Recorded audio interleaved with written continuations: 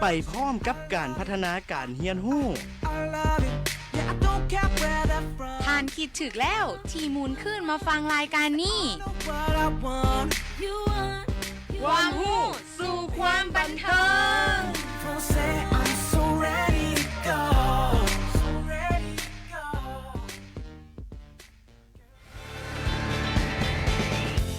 สกายอินเทอร์เน็ตไฟเบอร์ผู้ให้บริการอินเทอร์เน็ตสายใยแก้วความไวสูงสกายอินเทอร์เน็ตไฟเบอร์อินเทอร์เน็ตเสถียรความไวเต็มสปีดสกายอินเทอร์เน็ตไฟเบอร์ใส่ใจบริการหลังการขายสกายอินเทอร์เน็ตไฟเบอร์กับราคาที่สุดคุ้มติดต่อสอบถามข้อมูลเพิ่มเติมได้เลยที่เบอร์1833ย้ำ1833สกายโทรคมอินเทอร์เน็ตไฟเบอร์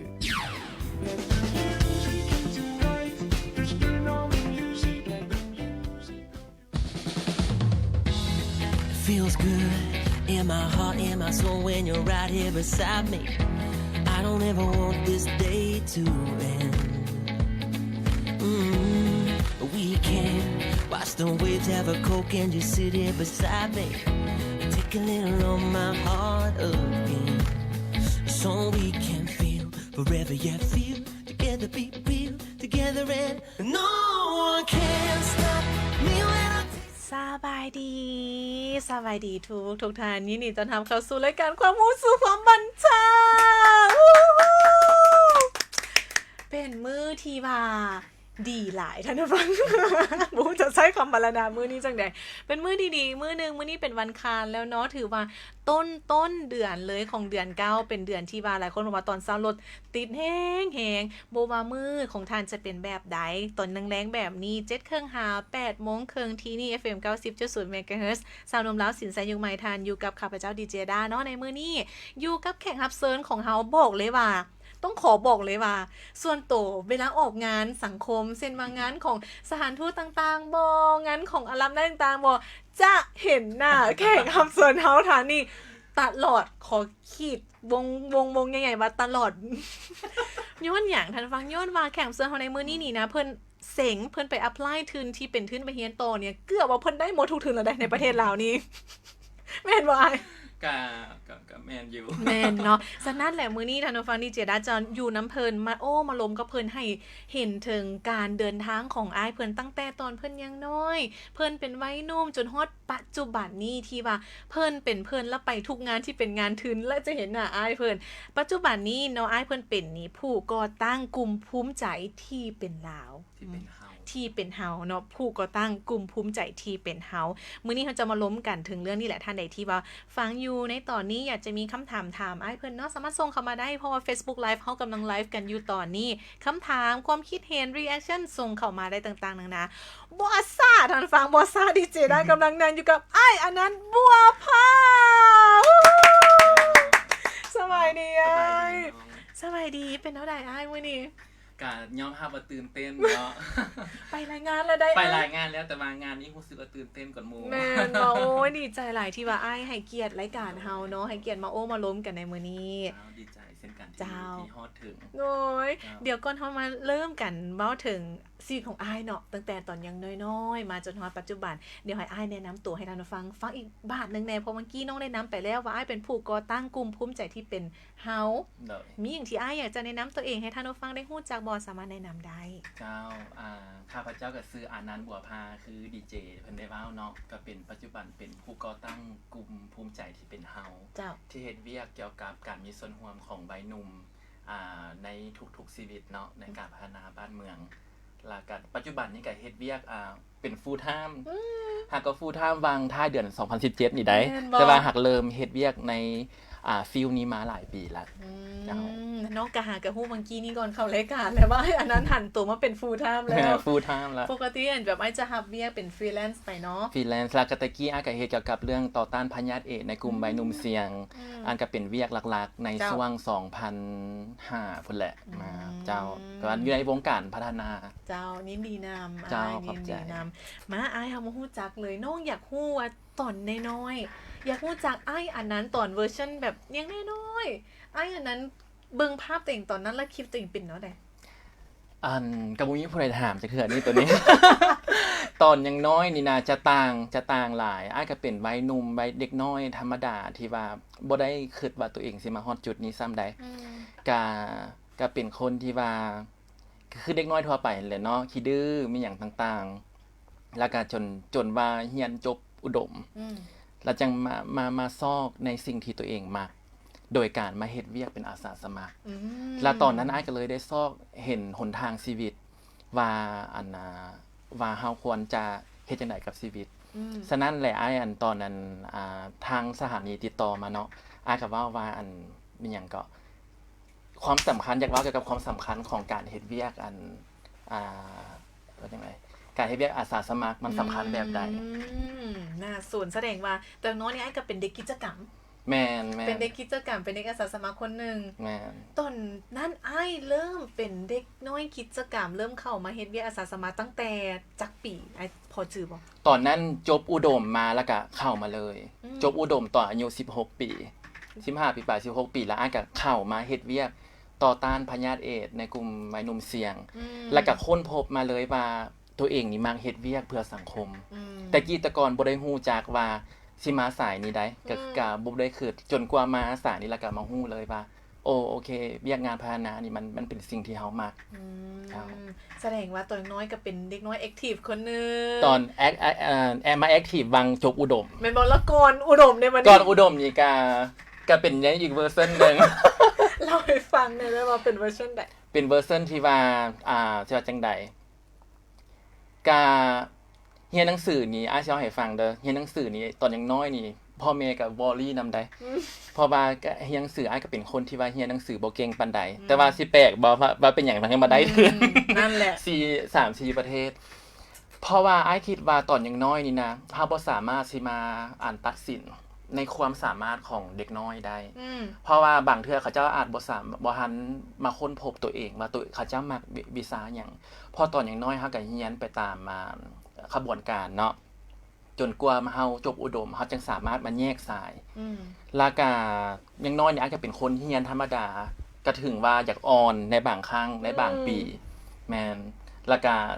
จนกว่านี่แหละจนกว่ามาหันเฮ็ดเวียกพัฒนามาค้นพบว่าตัวเองต้องการเรียนหยังเฮ็ดหยังแล้วก็ชีวิตเปลี่ยนเป็นแบบหน้ามือหลังมือเป็นหน้ามือแม่นบ่ว้าวถ้าสู้ว่าให้เห็นให้แสดงถึงความแตกต่างของอ้ายอันนั้นก่อนที่จะมาเป็นเฮ็ดเวียกอาสาสมัครก่อนมาเฮ็ดเรื่องเวียกพัฒนากับก่อนกับหลังอ้ายคิดว่าเฮาต่างแนวใดต่างปานคนละคนเลยเพราะว่าตอนอ้ายบ่ทันเฮ็ดเวียกพัฒนานี่นะอ้ายก็บ่ได้คิดอีหยังหลายคิดแต่ว่าโอเคจบอุดมไปแล้วก็สิไปเรียนต่อไปตามขบวนการมีเฮ็ดเป็นมีเวียกหยังก็เฮ็ดไปจนกว่ามาเฮ็ดเวียกพัฒนาอ้ายก็ฮู้ว่าเป้าหมายของชีวิตมันหยังตัวเองต้องการที่จะเฮ็ดหยัง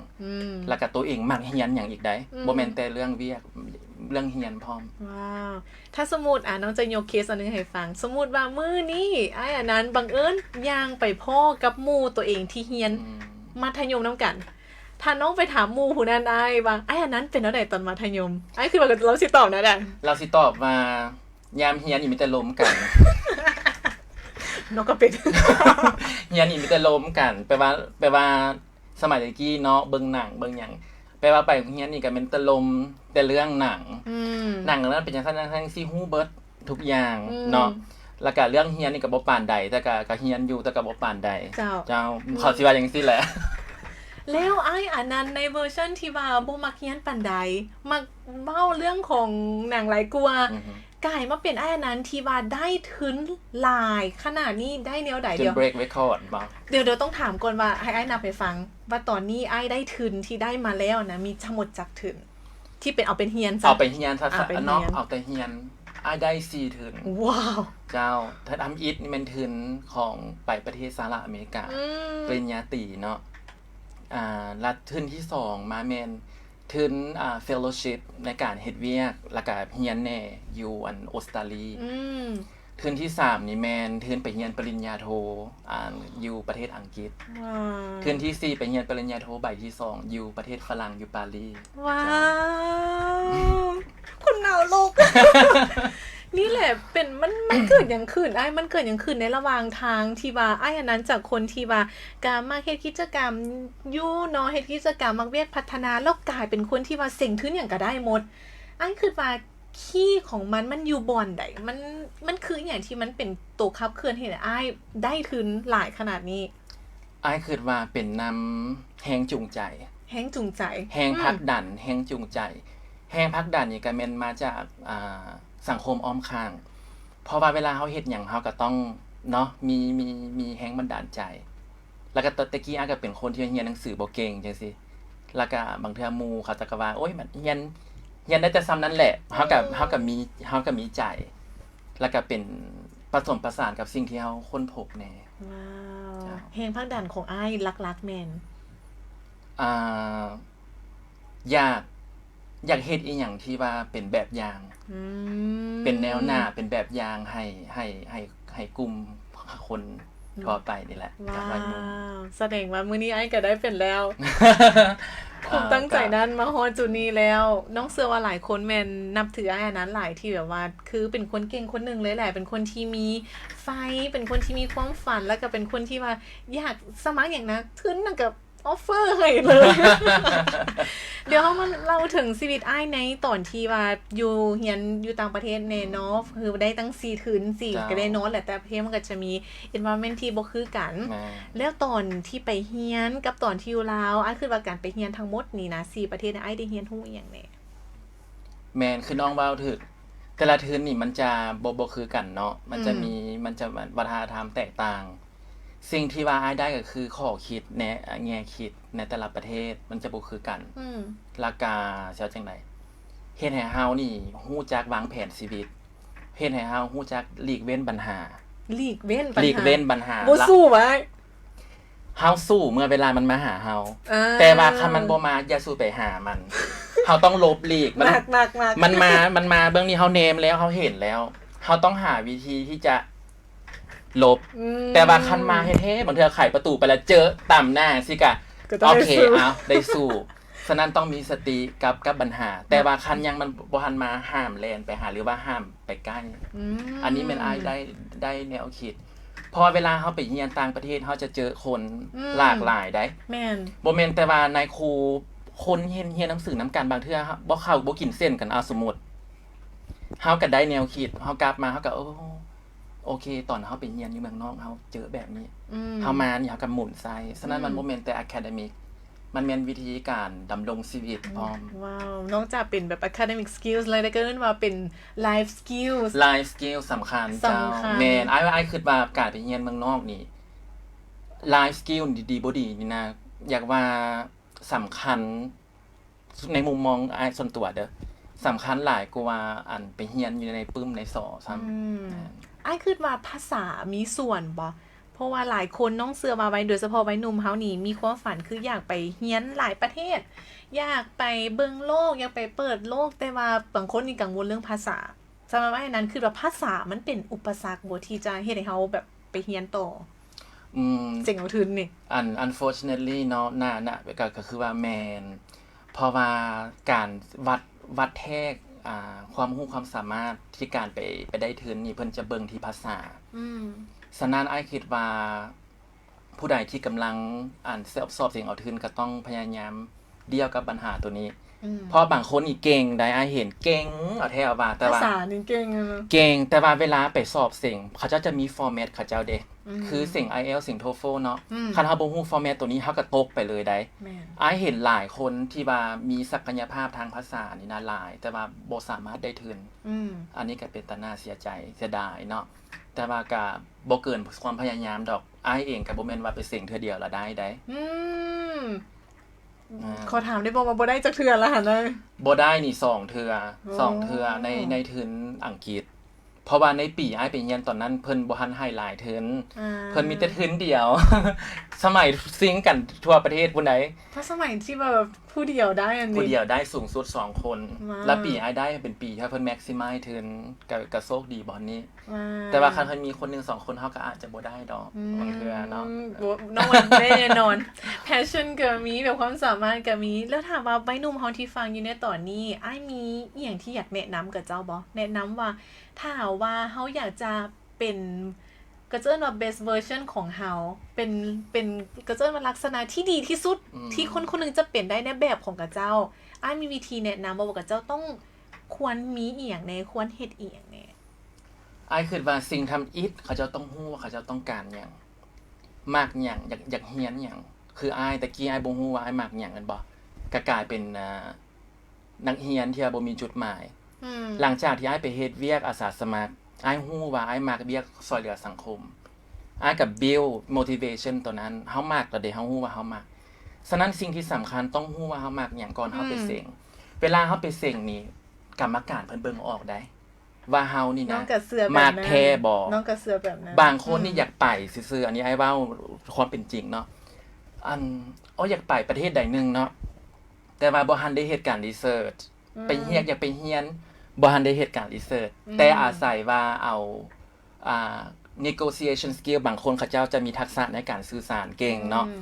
แต่ว่าสุดท้ายมาก็บ่ผ่านเพราะว่ากรรมการเพิ่นเบิ่งออกว่าเฮายังมีความพร้อมบ่พอบ่หรือว่าวิสัยทัศน์เฮาบ่ทันแจ้งฉะนั้นอ้ายคิดว่าสิ่งที่ทำอีต้องฮู้ว่าเฮามักหยังแท้ๆและเฮาไปเพื่อหยังกลับมาสิมาเฮ็ดหยัง3อย่างนี้คันเฮาฮู้จักidentify มันแล้วเฮาก็จะได้ถึงอันนี้แม่นประสบการณ์ของอ้ายตัวจริงแล้วคอนเฟิร์มมันจะได้ทุกทื่นนี่ได้ทุกทื่นนี่ก็คืออ้ายอันนั้นเลยได้ทุกก็อยากว่าได้คันว่าอันนั้นแต่ว่าคันการที่เอาทื่นหลายๆทื่นนี่มันจะมีความเสี่ยงอยู่บ่อนนึงข้าเจ้าจะถามว่าเจ้าไปเรียนประเทศนี้แล้วเป็นหยังเจ้าคืออยากไปอีกฉะนั้นประสบการณ์การเฮ็ดเวียกเท่านั้นจะตอบได้คืออ้ายไปตอนอังกฤษเนาะอ้ายมาสถานทูตฝรั่งเพิ่นว่าเจ้าอยากไปฝรั่งเจ้าไปให้หยังเจ้าไปเรียน Human Rights คือเก่าอีกแล้วเป็นหยังเจ้าคือไปอ้ายก็ตุ่นว่าคำถามตัวนี้บ่ทันได้เกี่ยมเด้นี่อ้ายก็เลยถามเพิ่นว่าขอตั้งสติประมาณ5วินาทีได้บ่ถามอ้ายบ่ซั้นเลยบ่เว้าอีหลีอ้ายก็นั่งสิแหละบ่แม่นว่านั่งแบบหาแนวมาเว้าได้นั่งคือรวบรวมสมาธิแล้วอ้ายว่าข้าพเจ้าไปเรียนอยู่อังกฤษนี่มันไปเรียนมนุษยวิทยาanthropology ในทางสิทธิมนุษย์ฉะนั้นเขาจะสอนเกี่ยวกับรูปแบบของ anthropological view แต่ว่าอยู่ฝรั่งนี่ข้าพเจ้าอยากไปเรียนเกี่ยวกับเรื่องรัฐศาสตร์ซึ่งเว้าถึงการแก้ไขในปัญหาต่างๆโดยใช้นโยบายเข้าในการแก้ไขปัญหาฉะนั้นฟังเบิ่งเป็นสื่อเดียวกันแต่วิธีการเรียนคนละอันว้าวฉะนั้นตัวนี้ให้อยากแลกเปลี่ยนให้บรรดาผู้ที่ว่าล่าถึงต้องมีสติว่าเฮาไปเรียนวิชานั้นแต่ว่าสายเรียนมันหยังอันนี้แหละคือเคล็ดลับอันนึงที่ว่าเห็นให้อ้ายได้ทุนหลายกว่า1ทุนเฮาก็ต้องแต่ว่าเฮาก็ต้องมีเนาะ evidence ในการเฮ็ดเวียกว่าเฮาไปสายนี้บ่เขาจะเบิ่งเด้สิ่งที่เฮาเว้ามันจะไปอย่าง apply ในสิ่งที่เฮาไปเรียนน่าสนใจถือว่าอันนี้เป็นทิปที่ดีเลยเป็นทิปที่ดีเพราะว่าน้องก็คือกันได้เป็นหยังอ้ายคือได้หลายทุนทั้งที่บางเชื่อแบบเมเจอร์ที่เฮาไปเรียนอันเดียวกันมันคือกันหมดเลยแล้วเป็นอย่างเขาคือไปเรียนหลายเทื่อแท้กับสายนั้นคืออ้ายบอกเพิ่งว่าแม่นอยู่ว่าเมเจอร์หรือว่าสายเรียนจะคือกันแต่วิชาเรียนที่มันย่อยลงไปที่มันเป็นไมเนอร์ที่เฮาอยากจะเรียนนะมันอาจจะบ่คือกันแม่นฉะนั้นเฮาต้องฮู้ว่าเฮาอยากเรียนเนี่ยอยากเรียนหยังบ่แม่นว่าซื้อวิชาเรียนละต้องแม่นว่าเฮาอยากเข้าสายใดอีกว้าวดีอ้ายน้องมักเอาพลายเลยพลายเด้อใช่เลยคือเมื่อกี้นี่ก่อนนั่นที่เฮาล้มกันเรื่องนี้เนาะอ้ายบอกว่าตอนอยู่ต่างประเทศก็จะมีคนที่แบบมากเข้าแน่บ่กินเส้นเท่าแน่อยู่ต่างประเทศแน่บางเทื่อมาฮอดบ้านเฮามันก็หลีกเลี่ยงบ่ได้เนาะคนที่มักแล้วคนที่มักเฮาแล้วบ่มักเฮาคืออ้ายรับมือกับความคิดเหล่านี้แนวใดหรือว่าเหตุการณ์ที่เจ้าแสดงออกมาก็บ่มักเจ้านะเฮารับมือมันแนวใดเฮาต้องได้มีสติว่าเป็นหยังเขาเจ้าคือบ่มักเฮาก็ต้องได้เบิ่งประเมินตัวเองเนาะว่าเป็นนำหยังในเมื่อที่ว่าเฮาฮู้แล้วว่าย้อนสิ่งนั้น1 2 3เฮาก็ต้องได้อธิบายบางคนนี่เขาคนบ่มักเฮาบางครั้งนะบ่จำเป็นต้องเฮาต้องเว้าเขาจะบ่มักเลยบางเทื่อในฮู้ทางความเป็นตัวเฮาบ่ แม่นบ่บางเทื่อเวลาเฮาเว้าทัศนคติเฮาโมดนั่นจังซั่นจังซี่คนก็บ่มักก็ยังมีฉะนั้นอ้ายคิดว่าต้องมีสติแล้วก็อธิบายต้องได้เว้าการสื่อสารเป็นสิ่งที่สำคัญในการแก้ไขปัญหาทุกอย่างเว้าจังได๋ก็บ่มักนี่เห็นได้ไงเบิ่งหน้า อ้ายว่าต้องมักเว้าจังได๋บ่มักหมายความว่าเฮาอาจจะเว้าในทางที่ว่าบ่โดนความคิดเขาเจ้าบางเทื่อเฮาเว้าบ่ถูกจุดอ้ายคิดว่าคันเฮาเว้าถูกจุดแล้วล่ะคนนั้นก็จะฟังแล้วก็จะโอ้ข่อยตลอดเวลาข่อยตีราคาเจ้าผิดสินะโอ้ข่อยเห็นเจ้าเว้าจังซี่แล้วล่ะโอ้ข่อยเข้าใจเจ้าละตะกี้ข่อยเห็นเจ้าทำอีข่อยนึกว่าเจ้าเป็นจั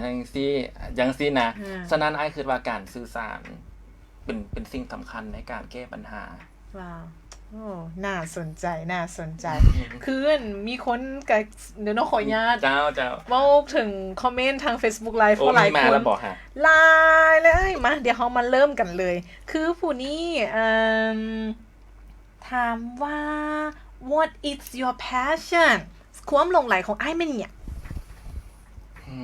เป็นคำถามที่ดีโอ้ก็เป็นคำถามที่ดีเนาะความหลงใหลบ่แม่น passion คือการเอาชนะตัวเองเป็น passion ที่ว่าอ้ายแล่นนำตลอดเอาชนะตัวเองเอาชนะใจตัวเองน่ะคำตอบน่าสนใจเพราะว่าเฮานี่นะเป็นผู้ที่ว่าวางแผนในชีวิตเฮาเบิดแล้วเวลาเฮาเหมือนคือคำเฮาแกมโบนำตัวเองคือเฮาพนันกับตัวเองว่าเฮาสิเฮ็ดได้บ่แต่ว่าเฮาบ่ให้มีความคิดว่าไปแบบลักษณะว่าประมาทอีหยังเนาะแต่ว่าตั้งโกให้ตัวเองแล้วก็สมมุติว่าตอนนี้อ้ายคิดว่าสิเฮ็ดจังซี่ให้มันได้ก่อนก็ลองเฮ็ดเบิ่งจังซี่นะ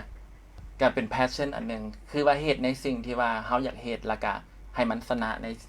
ในสิ่งที่เฮาวางเป้าไว้เป็นคำตอบที่น่าสนใจน้องบ่เคยเห็นไผตอบแบบนี้มาก่อนแม่นว่าปกติเวลาเฮาว่า passion เขาจะบอกแบบเป็นอาจจะเป็น activity หรืออาจจะเป็นความฝันที่เฮาอยากจะเฮ็ดไปตลอดได้ว่าก็สิ่งที่เฮ็ดก็คือเอาชนะตัวเองนี่แหละแม่นเพราะว่าตัวเองนี่เป็นสิ่งที่ว่าบ่แน่นอนที่สุดบางเทื่อความต้องการเฮาความปรารถนาเฮามันเปลี่ยนตลอดฉะนั้นเฮาต้องgo back to อันไอ้ว่าเมื่อกี้นี่ก็คือว่าเฮาต้องรู้ว่าเฮาต้องอยากเฮ็ดหยังใจเฮาต้องการหยังแล้วก็ follow มันเฮ็ดให้มันได้จังซี่นะโดดน่าสนใจเนาะท่านี้ถามว่าอยากให้อ้ายแนะนำเทคนิคการเรียนว่าแบ่งเวลาจังได๋เดี๋ยวดีเจอาจจะเสริมคำถามนี้ก็คือว่าแบ่งว่าการเรียนการเฮ็ดกิจกรรมการเฮ็ดเวียกเฮาสำหรับอ้ายคิดว่าอ้ายแบ่งเวลาตัวบ่นี้แนวใดในกรณีนี่พิเศษอย่างนึงบ่แม่นพิเศษหมายความว่าดีกว่าหมู่ได้พิเศษแบบยูนิคอีบอนว่าเวลาอ้ายเรียนกับสิ่งที่อ้ายเฮ็ดเวียกมันต้องเป็นคือกันเพราะว่าทิปนึงที่อ้ายบ่ได้แชร์เนาะคือว่าอยากได้ทุนต้องแม่นเวลาเฮาไปเฮ็ดเวียกกับสิ่งที่เฮาจะเรียนให้มันกายกันเกาะกายกันและเวลาที่เฮาไปเรียนเฮาจะบ่ได้ไปคิดหยังหลายเวียกเฮาเฮ็ดปัจจุบันเฮาสามารถ apply เข้าในเวียกการเรียนได้หมายถึงว่าเรียนหมายถึงวิชาที่จะไปเรียนต่อกับเวียกที่ปัจจุบันต้องให้มันมีความคล้ายคือกันแล้วเฮาจะบ่มีปัญหาในการเรียนหนังสือเพราะว่าสิ่งที่เฮาเฮ็ดเวียกอยู่ซุมื้อมันก็เป็นเขาสิว่ามันก็เป็นวิชานึงแม่นบ่บัดนี้เฮาไปเรียนคืออ้ายเรียนเกี่ยวกับเรื่องสิทธิมนุษย์เนาะบัดนี้เวียกของเฮามันก็บ่แม่นว่าไปเว้าสิทธิ์อีหยังดอกแต่ว่าก็ลักษณะเวียกงานการมีส่วนร่วมในการพัฒนาสิมันก็ต้องเกาะกายกันแล้วอ้ายก็สามารถเอาประสบการณ์ที่อ้ายเฮ็ดเวียกเข้าไปในการเรียนได้คือยกตัวอย่างตอนอ้ายอยู่ฝรั่งอยู่ปารีสเนาะมีวิชานึงอ้ายเอาเวียกเลยของ How to be us นี่แหละไปเขียนเป็นรีเสิร์ชไปเขียนแล้วบัดนี้อ้ายมี reference เด้มันก็มี reference มันก็บางครั้งมันจะมีลิงก์มาอย่างเนาะอ้าย reference ไปอันนี้ขอแนะนำให้น้องๆผู้ใดที่ว่าอยากไปเรียนเนาะที่ว่าเฮ็ดเวียกแล้วเอาตัวนี้ไปบ่มีหยังผิดแต่ว่าเฮาต้องเนาะหลักการใช้บอกข้อมูลให้มันถูกประมาณนี้ดีเลยเนาะอ้ายไปเรียนนำแล้วก็ได้เฮ็ดรีเสิร์ชเวียกของเฮาแน่ๆเฮาบ่ต้องไปคิดอันอื่นมามันสิเฮ็ดให้เฮาหั่นแต่บางคนก็อาจจะบ่โชคดีคืออ้ายเนาะบางคนบ่ทันมีประสบการณ์เฮ็ดเวียกบ่สิวิธีเรียนก็ต้องแม่นว่าagain อันเก่าต้องแม่นว่าเฮามักวิชานั้นบ่น้องสังเกตโลดปึ้มหัวใดที่เฮาบ่อยากอ่าน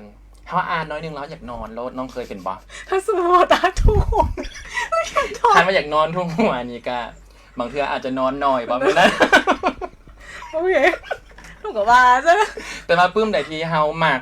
เฮาเห็นแต่หน้าปกนะพออยากเข้าไปห้องสมุดเนี่ยไอ้ขึ้นในใจอยากลากเมืองเด้นะบ่อยากส่งพุ่นนะแม่นต้องเป็นสิ่งที่เฮามัก น่าสนใจอะตอบคำถามไปจ้าผู้นี้ก็บอกมาสมเซยเด้อสุดยอดผู้นี้ก็บอกสุดยอดเพิ่นบอกขอบใจอ้ายที่มาแบ่งปันเคล็ดลับให้ฟังเพิ่นหลายเพิ่นบอกว่าเนาะมีหลายคนส่งเข้ามาแล้วบอกว่าติดตามอยู่เด้อโอเคผู้นี้ถามเข้ามาว่าจะเฮ็ดแนวใดจึงสามารถเอาชนะตนเองและสามารถบังคับจิตใจแมนของตัวเองได้เพราะว่าอ้ายบอกว่าแพชชั่นของอ้ายก็คือการเอาชนะใจตัวเองชนะตัวเองแล้วเพื่อนถามว่าแนวใดแล้วจะเอาชนะใจตัวเองแนวใดเป็นห้าวไปละอ้ายแนวใดดีมี2อย่างเท่านั้นคือ1ต้องมีวินัยกับตัวเองมีวินัยคือว่าเฮาอย่าสู้มีหลายความต้องการ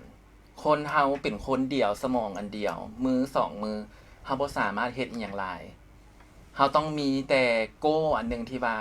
มันเฟิร์มมันแข็งแท้ๆแล้วเฮาเฮ็ดแต่มันบ่ต้องไปเอาอีหยังมาเฮ็ดหลายอย่างบางคนคิดว่าเฮ็ดหลายๆอย่างมันก็ดีก็อาจจะดีสำหรับบางคนแต่สำหรับอ้ายแม่นอ้ายคิดว่าเฮามี1จุดประสงค์แล้วก็มีวินัยกับมันบ่ให้มันออกกรอบแล้วมันก็จะได้อันนั้นแหละคือวิธีอันเอาชนะตัวเองฟังเบิ่งคือว่าโอ้ยมันคือโลกสวยแท้ว่าคำถามคำตอบที่จริงแล้วมันก็บ่ได้อย่างนั้นนะมีเพียง2อย่างบ่มีหยังซับซ้อนอีกมากอันเดียวบ่ต้องให้มีหลายอย่างโอ้โหยากเลยน้องนี่น้องมากหลายอันแม่นว่าอันนี้ก็ no offense to ให้ผู้ที่มากหลายอย่างเด้อแต่ว่าอันนี้สำหรับอ้ายแม่นแต่น้องก็เชื่อว่าวินัยสำคัญวินัยในทุกๆเรื่องคือวินัยไม่ถึงการที่เฮามี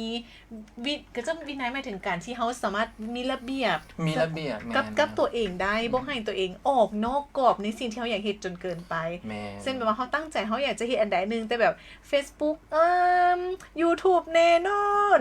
ลองไปแล้วไม่เฮ็ดให้เวลาตัวนั้นมันเสียไปความวินัยที่เฮาอยากเฮ็ดอันใดนึงมันก็หายไปฉะนั้นน้องเชื่อว่าบ่ว่าคนที่เป็นแบบอ้ายก็คือมักอันเดียวหรือคนที่แบบน้องคือมักหลายอย่างเลยวินัยคือคีย์สำคัญที่ว่าจะเฮ็ดให้เฮาเอาชนะ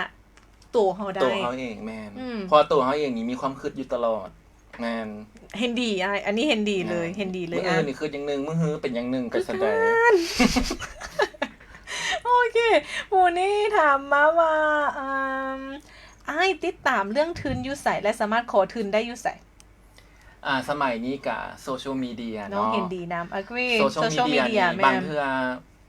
บรรดาท่านเนาะเล่น Facebook ไปมันมีได้ฟูอังล่างขึ้นมาเพจเขาก็มีแม่นหรือว่าใช้เพจ Loud Youth Radio นี่ให้ติดตามเพราะว่า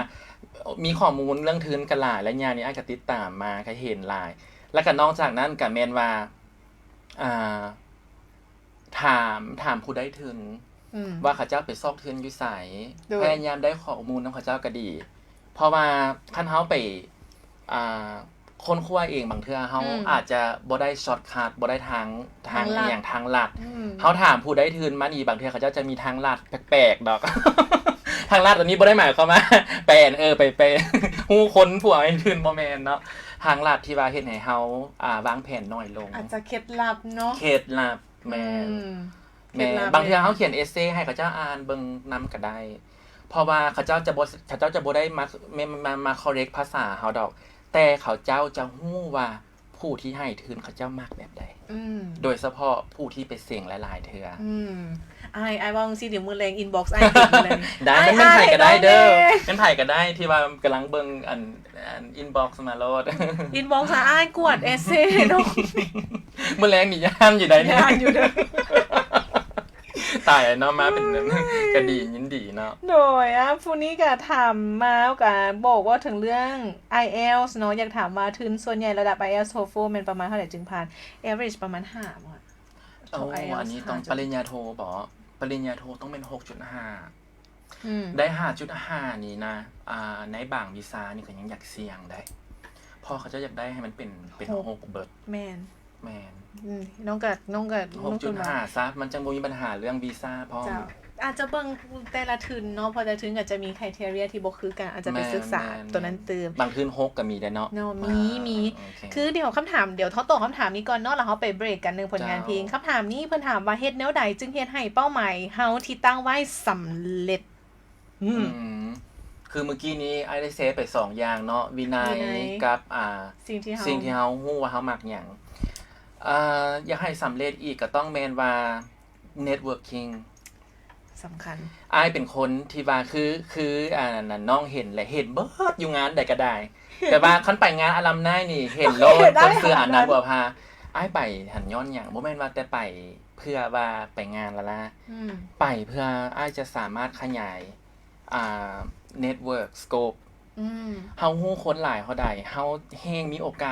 าสมานำคนแม่นแล้วปัญหาก็มานำคนโอกาสก็มานำคนไม่อย่างที่ว่าดีๆหรือให้จะมานำคนเบิดมีแต่ว่าเฮาเลือกเฟ้นเอาเจ้าเห็นดีอ้ายน้องเห็นดีนำคือการที่เฮามี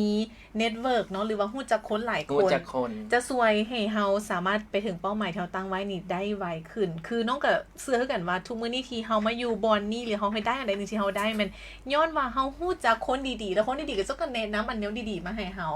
อันนี้น้องเห็นดีนำเนาะเดี๋ยวไปเบรกกันก่อนถ้าใดที่อยากส่งคำถามเข้ามาถามอ้ายอันนั้นตื่มก็ส่งเข้ามาได้ตอนระยะเบรกได้เนาะเดี๋ยวเราไปฟังผลงานเพลง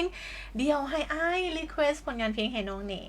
เอาเพลงลูน่าซะอ่านความรู้สึกบอกเพลงอมตะเลยแหละเพลงอมตะแม่ฟังได้ก็บ่เบื่อแม่นแล้วเดี๋ยวเขาไปฟังกันก่อนเนาะถ้าไหนที่อยากจะส่งเข้ามานอกจากการเสียงทื้นบ่หรือว่าเกี่ยวกับชีวิตอ้ายบ่ส่งเข้ามาได้เดี๋ยวเบรกหน้าเขาจะมาลงกันอีกเรื่องนึงนั่นก็คือปัจจุบันนี้ full time ของอ้ายเลยโอ้เจ้าผู้ก่อตั้งกลุ่มภูมิใจที่เป็นเฮาและเห็นบาง 2-3 มื้อก่อนบอกอยู่ในเพจถ่ายรูปกับรัฐมนตรีนายกรัฐมนตรีของแคนาดาเขาต้องลงกับเรื่องนี้น้องคือเขาต้องลงกับเรื่องนี้เดี๋ยวเขาไปหาฟังผลงานเพลงกันก่อนเนาะแล้วเบรกหน้าเขาจะมาลงกันเพิ่มเติมเรื่องผลงานเพลงนี้ของอลูน่าความรู้สึกบอกไปหาฟังกัน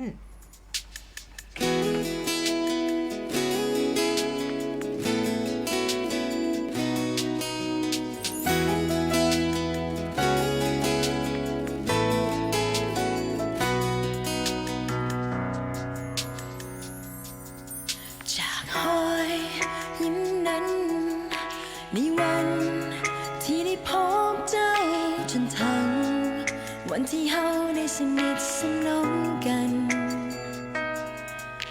มีคำหวานทางโทรศัพท์ให้ได้ฟังทุกคืน You ask if I love you and I said I do เวลาที่เฮาได้มาใกล้เสียเฮาคิดเฮาว่าคล้ายๆกันคือความผูกพันที่มีสึกได้ทั้งหักแท้ยิ่งเห็นก็ยิ่งแน่ใจความรู้สึกบอกว่าเขาแค่เฮาเท่าใด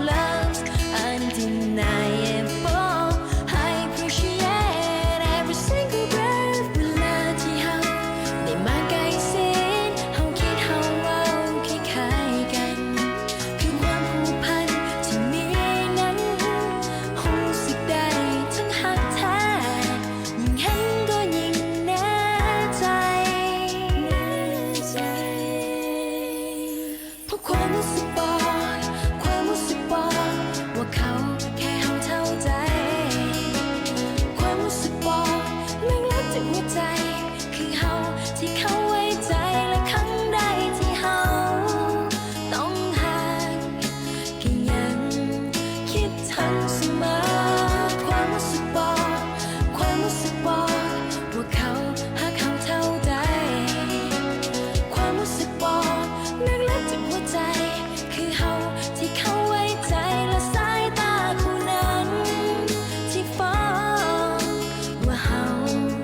สำคัญต่อเขาสายตาคู่นั้นที่ฟ้องว่าเฮาสำคัญต่อเขาเสมอนานานานานานานานานานานานาความรู้สึกบอกจะรู้สึกบอก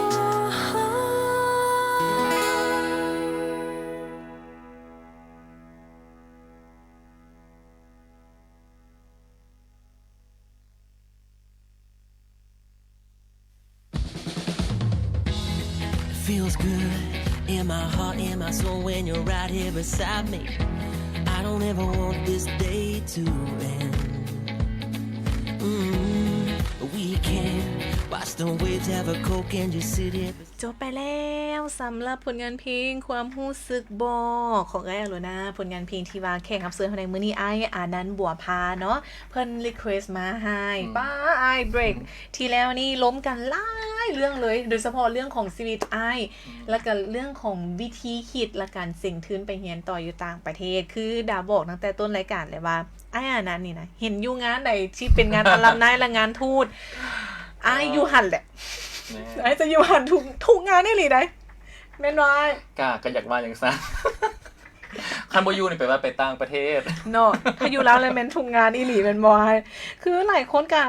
ถามเข้ามาเรื่องการเสี่ยงทุนสมัครทุนก็ขอบใจหลายเนาะที่จริงไอ้นั้นก็ได้แชร์ได้ค่อนข้างหลายแล้วในเรื่องของเคล็ดลับเรื่องนี้แต่มีนึงที่เมื่อกี้นี่เฮาล้มกันหลังไมค์แล้วดาอยากแชร์ให้ทุกคนได้รู้จักพร้อมคือตอนที่ว่าไอ้บอกว่าตอนไอ้สมัครไปเรียนต่อฝรั่งแล้วตอนนั้นแบบเพิ่นถามคำถามนึงแล้วรู้สึกว่าเป็นคำถามที่สตัน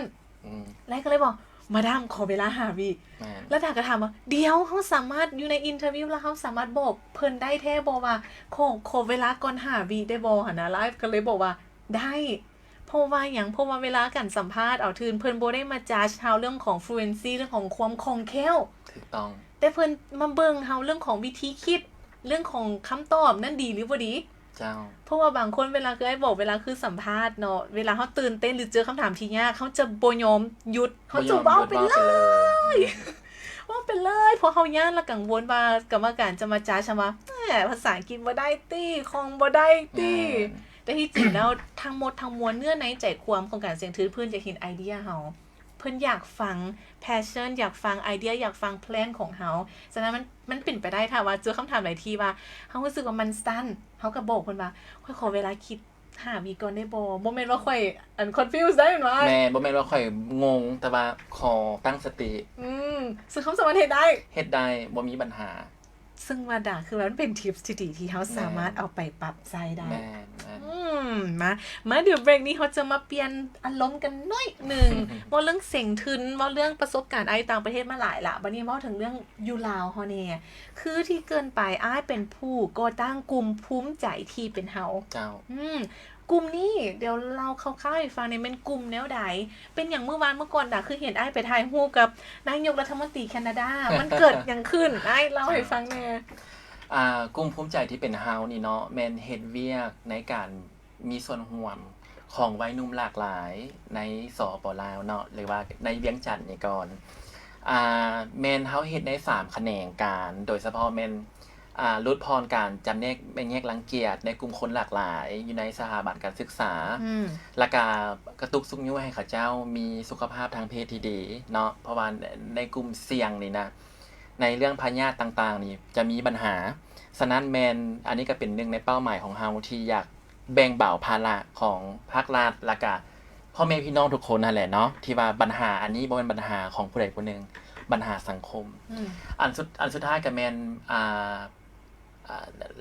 เฮ็ดให้ขอการสนับสนุนในการเฮ็ดเวียกแบบเท่าเทียมบ่ว่าจะเฮาจะเป็นหยัง จงให้เบิ่งในความรู้ความสามารถเนาะแต่โดยบ่ให้มองข้ามเรื่องภาพรูปร่างภาพลักษณ์เนาะคือว่าแบบสิเป็นหยังก็บ่สำคัญที่ว่าความคิดหยังอยู่น่าสนใจแล้วก่อตั้งมาได้จักปีแล้วหั่นเริ่มขึ้นมาในปี2012เจ้า6ปีเนาะโดย7ปีแล้วเนาะ6-7 ปีละแล้วก็เริ่มมาเป็น full time แท้ๆแม่นท้ายปี2017เนาะแล้วก็มีแล้วก็ได้มีการเคลื่อนไหวเวียกงาน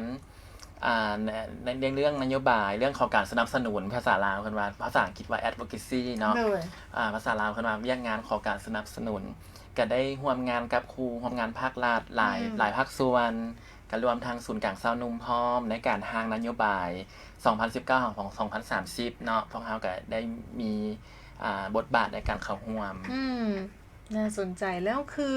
ถ้าสมมุติเฮาเว้าถึงเรื่องความหลากหลายของเพศเนาะเนาะคือสำหรับมุมมองของอ้ายคิดว่าในปัจจุบันนี้ในการในหน้าเวียกบ่ในโรงเรียนบ่ในประเทศลาวมันเป็นแนวใดสำหรับมุมมองของอ้ายอยู่บ้านเฮาถือว่ามีการยอมรับกันหลายเนาะแล้วก็ที่จริงแล้วเป็นคนหลากหลายบ่ได้มีปัญหาหยังอยู่บ้านเฮาเพราะว่าเพิ่นก็เบิ่งในความรู้ความสามารถคืออิงตามมันนั้นบทสำรวจที่เฮาเฮ็ดเมื่อกี้นี้ร่วมกันกับคณะนิติศาสตร์รัฐศาสตร์มหาวิทยาลัยแห่งชาติเป็นจังได๋นะก็ออกในโทรภาพแห่งชาติเด้เวลาอันนั้นเวลาสิแชร์ให้เบิ่งเพิ่นก็ว่าผลออกก็แม่นเบิ่งที่ความรู้ความสามารถแต่ความรู้ความสามารถนี่จำเป็นต้องได้มีเฮ็ดในการเฮ็ดเวียกของการสนับสนุนให้สังคมรับรู้เนาะแต่ว่าในการเป็นคนหลากหลายก็บ่ได้มีปัญหาหยังแต่ว่าความบ่เข้าใจยังเป็นปัญหาอยู่เฮาต้องให้สังคมเข้าใจว่าการเป็นแบบนี้แม่นการเป็นโดยธรรมชาติบ่มีผู้ใดมาบอกให้เป็นหรือว่าไปเป็นตามขบวนการขนาดว่าองค์การอนามัยโลกเนาะเพิ่นก็ยังบ่สามารถมาเว้าเป็นละเอียดออกมาว่าอีหยังเกาะเพิ่นว่าคั่นนะเซลล์อันนั้นอันนี้โครโมโซมมันผิดมันก็บ่มีหยังออกมาเป็น scientific research ฉะนั้นแม่นเวียกงานตัวนี้หั่นนะมันก็เคลื่อนไหวกันหลายๆประเทศเนาะเพื่อให้มีความเข้าใจและทางกลุ่มภูมิใจที่เป็นเฮาในลาวก็แม่นอยากให้สังคมลาวมีความเข้าใจแล้วก็เปิดกว้างในการยอมรับความหลากหลายความแตกต่างว่าสิซะโดยเพื่อให้มีเพื่อให้เขาเจ้ามีความสามารถในการพัฒนาบ้านเมืองเพราะว่าคันสมมุติว่าเขาเจ้าบ่ได้รับความเข้าใจจากสังคมปัญหาจะหลากหลายคือ3ประเด็นนี้อ้ายเว้ามาคันมีปัญหา3อย่างนี่ก็เป็น price ที่ว่าสูงที่สุดที่จะต้องได้จ่ายในการแก้ไขปัญหาเรียนหนังสือบ่ได้ติดพยาธิบ่มีเวียกเฮ็ดน้องลองคิดเบิ่ง3อย่างนี้แล้วกลุ่มอันนี้บ่แม่นแต่ผู้หญิงบ่แม่นแต่ผู้ชายผู้หญิงผู้ชายเด็กน้อยผู้ใหญ่ทุกๆวัยแล้วพากันมีปัญหา3อย่างนี้เบิดบ่เรียนติดพยาธิบ่เฮ็ดเวียกปัญหาหายนะหลายฉะนั้นแม่นภูมิใจที่เป็นเฮานี่แม่นเฮาอยากลองเฮ็ดเวียกตัวนี้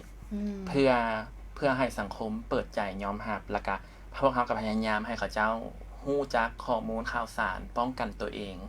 แล้วก็พยายามเป็นบุคลากรที่ดีให้กับสังคมแล้วอ้ายคิดว่าบ่ว่าคนจะเพศใดบ่ว่าคนจะเป็นแนวใดแต่อ้ายคิดว่าแต่ละคนก็ต้องสามารถประกอบส่วนในเวียกงานพัฒนาบ้านเฮาได้ในแนวใดนี่บ่อาจจะเป็นแต่บ่จำเป็นต้องเฮ็ดเวียกคืออ้ายเนาะมาในเรื่องแบบสมาคมมีหยังการพัฒนาแต่ขอให้เป็นนักเรียนที่ดีเรียนหนังสือดีมีเวียกเฮ็ดงานทำสุขภาพดีเฮาก็เป็นบุคลากรที่ดีได้ล่ะบ่สร้างปัญหาถูกต้องอันนั้นแหละคือสิ่งอ้ายอยากเว้าน้องแม่น้องเว้าถูกประเด็นที่อ้ายอยากเว้าเลยบ่เป็นปัญหาให้สังคมเพราะว่าในเนื่องจากว่าเขาเจ้าเป็นคนที่ว่ามีโอกาสน้อยแล้วและถูกสังคมบ่ยอมรับสมมุติเนาะเป็นปัญหาได้เป็นปัญหาให้สังคมแล้วก็จะเป็นปัญหาหมุนเวียนจังซั่นแหละบ่เซาฉะนั้นเฮาต้องเฮ็ดจังได๋ให้จุนี่นะบ่เป็นปัญหาว่าซิซะโดยน่าสนใจแล้วเป็นมาแนวใดอ้ายคือได้ไปอยู่แคนาดาแล้วคือได้ไปเซลฟี่กับ นายกรัฐมนตรี กับ ของประเทศแคนาดา จัสตินทรูโดบ่ถ้าจัสตินทรูโดเราเป็นคนที่แบบว่าไอดอลของหลายคน ผู้สาวมากแฮงได้ไอโพสตัวนั้นลงหันผู้หญิงส่วนหลายจะเข้ามาคอมเมนต์ ไปอยู่ใกล้เพิ่นขนาดนั้นได้แนวใดไอ้เล่าให้ฟังแน่เจ้าคือว่าจังซี่เนาะนครมอนทรีออลประเทศแคนาดาอยู่แขวงเกเบกเนาะเพิ่นจะมีงานเฮ็ดเวียกผู้ที่เฮ็ดเวียกเกี่ยวกับความหลากหลายนี่แหละอยู่ในงานที่ใหญ่ได้อันดับ5อันในท็อป5ของโลกและบัดนี้แต่ละปีเพิ่นจะซอกหาผู้ที่ว่าผลงานผู้ใดที่ว่าเฮ็ดเวียกตัวนี้ในระดับ leadership ระดับผู้นำโดยเฉพาะประเทศที่ว่าบ่ได้มีการล้มกันประเด็นนี้วันนี้ประเทศลาวเฮาก็เป็นประเทศที่ว่ายังเวียกงานตัวนี้กันยังบ่ทันได้เว้าหาหลายเนาะบัดนี้ Proud to be us ลาวถ้าเป็นกลุ่มเดี่ยวที่ว่าพยายามแบ่งเบาภาระของภาครัฐแล้วก็พ่อแม่พี่น้องประชาชนต่างๆและบัดนี้ก็เลยว่าคือสิมันเขาเจ้าก็สิล้มกันเพราะว่าพวกอ้ายก็เฮ็ดเวียกเกี่ยวข้องกับได้รับทุนของสถานทูตแคนาดาบ่สิแคนาดาเพิ่นก็ล้มกันเด้จังซั่นจังซี่แล้วอ้ายก็มีได้ฮู้จักCivil Society Organization อยู่แคนาดาแน่ไปประชุมเดทและบัดนี้เพิ่นแถลงออกมาขอเลือกเจ้าเป็น1ใน6อันนั้นฮีโร่สำหรับเพิ่นว่า Grand Marshal ภาษาเพิ่นใช้ศัพท์ตัวนี้ในงานตัวนี้เด้อว่าสิแหละอ้ายก็โอ้ยอันแม่นแท้ว่าเป็นเกียรติแท้ว่าบัดนี้ไปแล้วก็แม่นท่านนายกเพิ่นเวลคัมทั้ง6คนเพิ่นบ่ได้บอกก่อนว่ะเพิ่นบอกแต่ว่างานตัวนี้จะใหญ่เด้อจะเป็นแบบงานใหญ่แต่บ่ได้ว่าทานจัสตินสิมาอ้ายหันเตรียมไว้สิให้ฟังเตรียมอันนั้นผ้าอันนั้นอีหยังก็ถงใส่เหรียญผ้าใหม่ลาวนะสิเอาให้เพิ่นมาปั๊บอ้ายป้ายังบ่ออกลืมถงนั่นไปเลยลืมถงมันเมืองเฮือนป้าถงมันก็เสียดายวันนี้ก็เนาะแบบเพิ่นก็เป็นคนที่ว่าcharismatic คณะภาษาอังกฤษเราจังได๋ภาษาลาวก็น่าหลงหลายโอ้ยเวลาเพิ่นเว้าน้องเอ้ยเพิ่นว่าเพิ่นเว้าจังซั่นจังซี่นี่โอ้เป็นน้องหน้าตาเพิ่นก็ดีเด้อสิน้องเห็นรูปน้องก็ถึงว่ารูปจะเบลอก็บ่เป็นหยังเบลอพออย่างมือสั่นบ่แม่นเบลอน้ำหยังใดตื่นเต้นปากบ่ออกลมแต่สบายดีทานโจทย์แล้วเพิ่นได้เว้าอย่างนำทางอ้ายทางกลุ่มบ่เพิ่นได้เว้านำอ้ายเพิ่นก็มีแต่ว่ายินดีนำแล้วก็keep up the good work ให้เฮ็ดเวียกอันดีๆแบบนี้ไปเพราะว่าเพิ่นมี security หลายพอเขาจะย่านเนาะย่านอ้ายดึงไปสิบอกย่านดึงแบบดึงเพิ่นมาลาวนำดึงมาลาวนำเพิ่นแล้วเพิ่นก็มีหลายคนเพราะว่าในงานนั้นก็จะมีทาง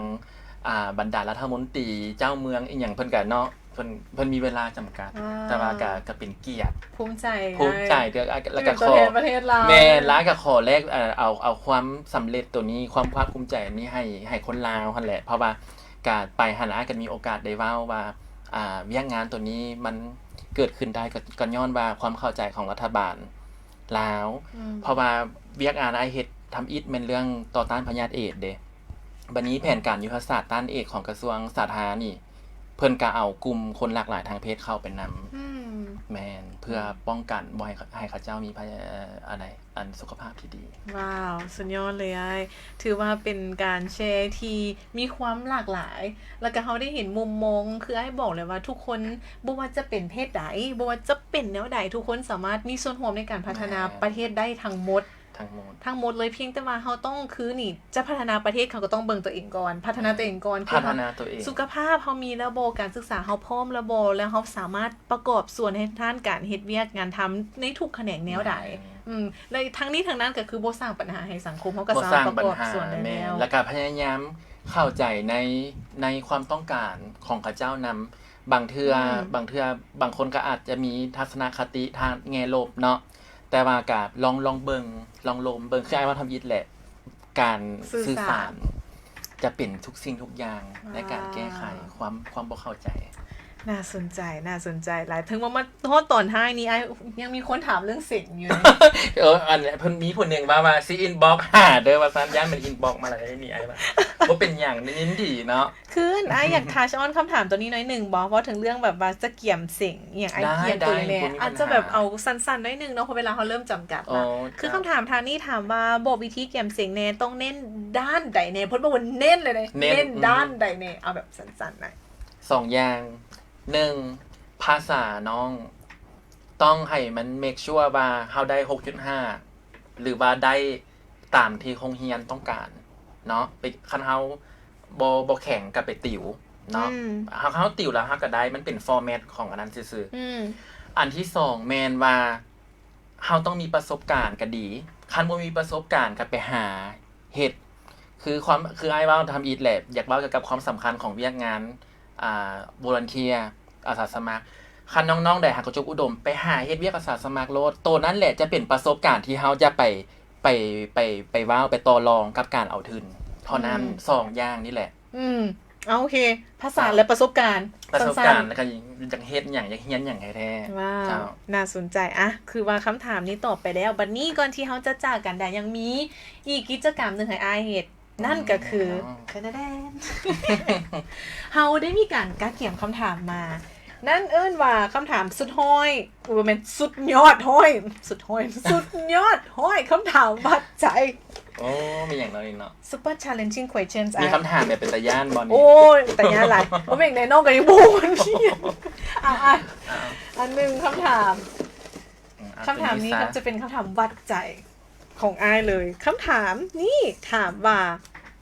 คำถามที่31โว้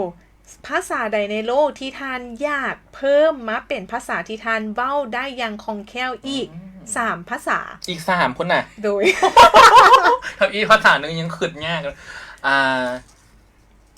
ภาษาสเปนภาษาจีนแล้วก็ภาษาแขกอาหรับเป็นอย่างไรเอาเป็นอย่างต้องมีอาหรับเพราะว่าปัจจุบันนี้ไอ้ว่า2ภาษาเนาะอังกฤษฝรั่งได้น้อยนึงฝรั่งก็ได้ปัจจุบันนี้3ภาษานี้มัน5ภาษาที่ไอ้ว่ามานี่นะเมนภาษาของสหประชาชาติและภาษาสหประชาชาตินี่หมายความว่าเฮาไปในโลกใดเฮาก็บ่ตายเฮาจะสามารถล้มทางด้านธุรกิจก็ได้ซุมซนก็ได้ปัญหาหยังก็ได้หรือว่าแม้กระทั่งในเรื่องเวียกงานประการพัฒนาก็ได้มันเป็นภาษาที่ว่าทรงอิทธิพลเจ้าคำถามนี้ไงพูดเอาใหม่บอกว่าเมื่อเธอคำถามไงพูดอุ้ยจะเอาคำถามแบบลอกจนปากบ่ออกไปคือตอนนั้นเลยมาขอ5 วิขอเวลา5 วิได้บอกว่ามาคำถามที่2นี่ถามว่าได้มาคำถามนี้ถามว่าท่านคิดว่าช่วงเวลาใดของชีวิตท่านที่ท่านสามารถนำเอามาสร้างเป็นสารคดีหรือรูปเงาได้เพราะอย่างช่วงเวลาใดได้ของชีวิตที่สามารถเอามาสร้างเป็นรูปเงาหรือสารคดีได้ย้อนเนี่ยเมื่อตอนไปแคนาดาเมื่อกี้นี่ติบ่หยอกเนาะในช่วงตอนที่ว่าไอ้ค้นพบสิ่งที่ไอ้อยากเห็นในชีวิตเพราะว่าตอนยังน้อยไอ้เป็นคนที่เรียนหนังสือบ่เก่งมีแต่ลมเรื่องหนังคือไอ้เว้าให้ฟังแล้วก็บ่มีผู้ใดจะเห็นอนาคตของไอ้จนกว่ามาค้นพบว่าเฮาอยากเฮ็ดหยังในชีวิตจนกลายไปว่าจากคนที่ว่าไปโรงเรียนหนังสือบ่ได้ปานใดก็ได้ทุน4 อันจังซี่แล้วก็ยืนเฮ็ดเวียกในสิ่งที่ตัวเองเชื่ออ้ายคิดว่าคือสิแม่นตอนก้าวเข้าไปเฮ็ดเวียกเพื่อสังคมแล้วคือว่ารูปเงาหรือว่าสารคดีนั้นจะเป็นออกสไตล์แต่เป็นแบบดราม่าโรแมนติกชีวิตโศกหรือแนวใดอันปนๆกันไป เพราะว่ามันมีเบิร์ดเนาะปนทุกแนวแนวชีวิตเลยแนวแบบลักษณะเป็นด็อกิเมนทรีเลยสินะเสียงสดๆกล้องกับสั้นๆนึงสินะให้มากจังซั่นได้มีความแบบเรียลเบิ่งแล้วล่ะโอ้สามารถได้ถึงความเรียวหน่อยให้ทุกคนใจหลายด้วยอันนั้นที่มาล้มกันในมื้อนี้ถือว่ายังมีหลายคำถามที่ว่าท่านผู้ฟังส่งกันเข้ามาเดี๋ยวตอนท้ายๆน้องสิอ่านให้ฟังเนาะอ่านให้ฟังว่ามีหลายคนส่งอย่างเข้ามาเติมแน่หรือว่าถ้ามีคำถามอะไรที่ไอ้แบบโดยส่วนตัวอยากตอบไอ้สามารถตอบได้เนาะพวกนี้ก็บอกว่าสุดยอดเด้อลูกปินแก้วบัวพร้าวเป็นเมย์ไอ้บอก FC อยู่ทางเฮือน FC มันบอกว่าสุดยอดหลายขอบใจหลายที่มาแบ่งปันให้ทุกคนแล้วพวกนี้บอกว่าอันนี้เขาตอบไปแล้วเนาะการตั้งเป้าหมายซีของตัวเอง FC เด้อน้องอันนั้นเคยเรียนอยู่มสเพียววาดเป็นคนที่มีความรู้ความสามารถหลายอันนี้ก็บอกว่า big cheers เนาะแล้วก็บอกว่าน้องอยากให้อ้ายบอกวิธีการเรียนของอ้ายอ้ายบอกไปแล้วเนาะสมเสยอ้ายอันนั้นและทีมงาน proud to be us ทุกคนเด้อ ขอบใจ ผู้นี้บอกว่าถ้าอยากให้คนอื่นยอมรับเฮาก็ต้องเป็นตัวอย่างแบบอย่างที่ดีละให้คนอื่นยอมรับคือกัน เห็นดีแม่เห็นดี โดย FC อันนั้นยังสุดใจ อืม เอ้ยก็ FC ของน้องเด้อ โอ้ โอเค อันนี้ก็บอก big cheers เนาะหลายคนคอมเมนต์เข้า ขอบ มา ใจหลายๆขอบใจหลาย ขอบใจได้หลายอีหลีท่านผู้ฟังที่ว่ามี เป็นกำลังใจ ส่วนร่วมในการมาเบิงไลฟ์ในการส่งคำถามเข้ามาเลยที่ข่าวไปได้อันนั้นขอบใจเด้อ จ้าขอบใจน้องคือกัน ขอบใจที่มาแชร์ใน จ้า วันนี้ จ้าเป็นเกียรติหลาย น้องคือเวลาเขานี่หน่อยโพสต์ได้นี่ แม่นวะ ยังรู้กันยัง ยังบ่ทันขาด ยัง ยังบ่ทันมันเถิน แม่นแล้วเดี๋ยวเขาก่อนจะจากกันแท้ๆไอ้ายมีอย่างอยากจะฝากตื่มบ่ฝากถึงหาไว้นุ่มหรือว่าผู้ใดก็ตามแต่ที่มาฟังแล้วกับเบิ่งไลฟ์นี้ในตอนนี้ สันอาซีสั่งรวมเอาสิ่งที่ให้เว้าทั้งหมดเป็นอันหนึงซะเนาะ ได้ ก็คือว่าเฮาต้องมีเป้าหมายที่ว่าเฟิร์มเคลียร์ในชีวิตเนาะฮู้ว่าเฮามักหยังแล้วก็ต้องเบิ่งประเมินตัวเฮาเองว่าเฮามีความด้อยหยังและอันใดที่เฮาควรจะปรับปรุงตัวเอง แล้วก็การสื่อสารเป็นสิ่งที่สำคัญที่สุดที่จะให้คนเข้าใจเฮาแล้วก็เป็นการแก้ไขปัญหา แล้วก็อยู่นำกันแบบสงบสุข เนาะฝากกันไว้และนี่คืออ้ายอานันต์บัวพาขอบใจอะไรขอบใจท่านผู้ฟังพร้อมแล้วที่ค่ะบัวได้1ชั่วโมงนี้ขอบใจสปอนเซอร์ของเขาบัวจะเป็น Coca-Cola Chesterfield และขอบใจมาอย่าง Sky Telecom ผู้ที่อยากจะได้อินเทอร์เน็ตความไวสูงติดต่อไปหากันได้1833 Sky Telecom สำหรับมื้อนี้ข้าพเจ้าดีเจดาดาเฮียพิพัฒน์ประกันใดขอโทษขออภัยเนาะข้าพเจ้าดีเจดาพร้อมด้วยอันนั้นต้องขอกล่าวคำว่าสบายดีบาย จะเป็นคนที่มักยากบ่ค่อยลำบากใจค่อยคงจะทนเจ้า